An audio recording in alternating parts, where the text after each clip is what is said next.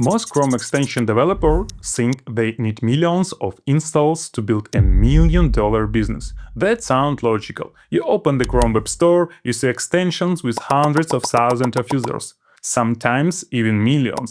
So you assume that's the level I need to reach. But that assumption is exactly why most extensions never make money, because I've seen extensions with massive installs that earn almost nothing. And I've also seen small extensions with a few hundred users that quietly generate life-changing revenue. So the real question isn't how many installs do you need. The real question is, what is the actual mass behind a $1 million Chrome extension? And the answer is much smaller than most people think. We have been building and analyzing Chrome extensions more than 10 years. I've seen both sides, extensions that look successful from the outside and what they actually make behind the scenes. And there is one pattern I keep seeing over and over again. Most developers focus on installs. Very few understand what actually creates revenue. So let's break it down properly. Here is the first mistake. Developers think installs equal success, though they chase downloads, Chrome Web Store ranking, traffic spikes. But installs don't pay you. Active users don't pay you. Only a small percentage of users ever become customers, and that completely changes the math. Because two extensions can look identical on the surface, but behave completely differently in revenue. Let me show you. Imagine two Chrome extensions. Extensions A has 100,000 installs. Extension B has 20,000 installs. Most people assume A is bigger, but we are missing one variable: conversion rate. If only 1% of users pay, extension A has 1,000 paying customers and $10 per month, that's 10,000 MRR. Now, here is something interesting. Even a much smaller extension can match that. Let's say you only have 500 paying users at $10 per month. That's already 10,000 MRR. And this is where things start to change.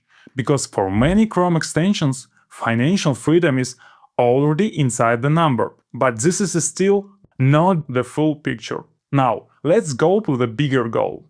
A $1 million Chrome extension per year. That's about $83,000 per month. At $10 per month pricing, you need roughly 8,300 paying users. That's it.